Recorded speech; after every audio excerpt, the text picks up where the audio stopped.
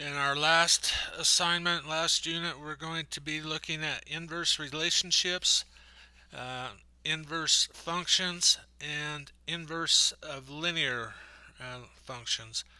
So what an inverse is it just takes and changes the x and y. For number 1, the inverse would be -4, -3,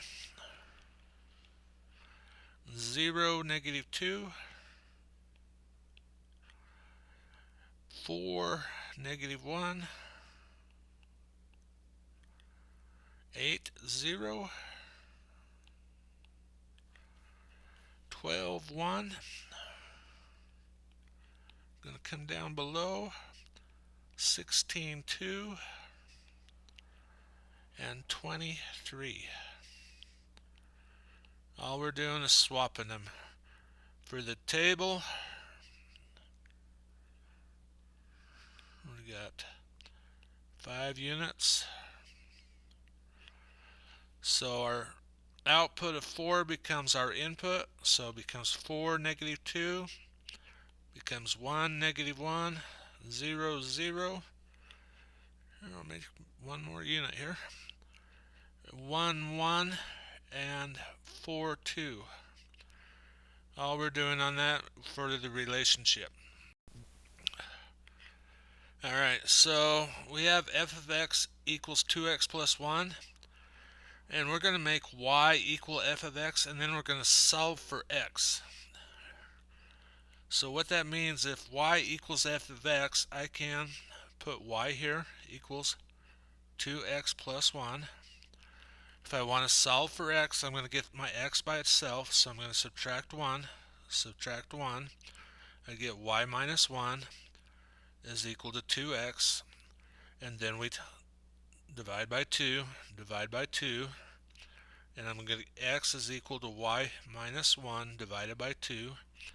We're going to put -3 in for y, so I'm going to come up here, x equals -3 minus 1 divided by 2.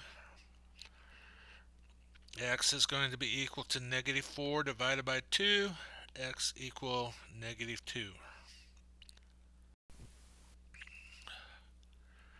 We're going to do that same thing here. We're going to go y equals x minus 6 and solve for x. So add 6, y plus 6 equals x. We're going to substitute 4, so 4 plus 6 equals x. 10 is equal to x. Here we have y is equal to 1/2 x plus 3. We're going to solve, so we're going to subtract 3, we get y minus 3 is equal to 1/2 x. We're going to divide by 1/2, which is the same as multiplying by its reciprocal. So we're going to multiply by 2 over here, and we're going to get 2y minus 3 is equal to x. Substitute 4 for y. 2 times 4 minus 3 equals x. 2 times 4 is 8, minus 3 is 5. 5 is equal to x. Finally, y is equal to 4x squared.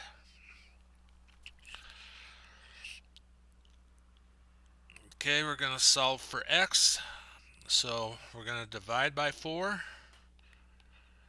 Y over 4 is equal to x squared. And now we take a square root here, X is going to be equal to the square root of y over 2, because we could make square root.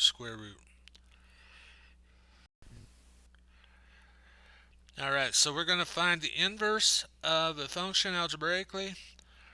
Again, we're going to switch the x and y's this time. So we're going to make it y equals, and then we're going to switch our x and y values and solve for y.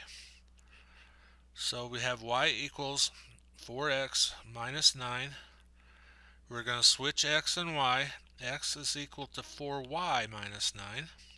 And now we're going to solve for y.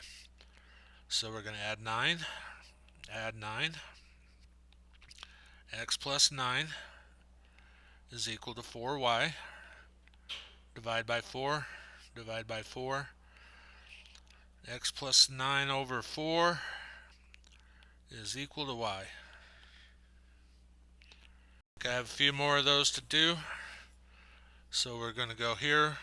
Y equals 6x. We're going to switch our x and y. X equals 6y. Get the y by itself. Divide by 6. X over 6 is equal to y. And then we have y is equal to negative x plus 5. We're going to switch our x and y. X is equal to negative y plus 5.